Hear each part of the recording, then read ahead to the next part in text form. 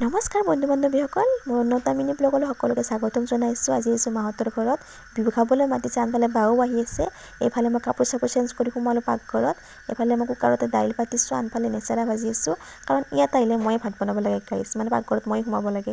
এয়া মোৰ অৱস্থা দেখিছেনে গৰমখনত, কি ক'ব।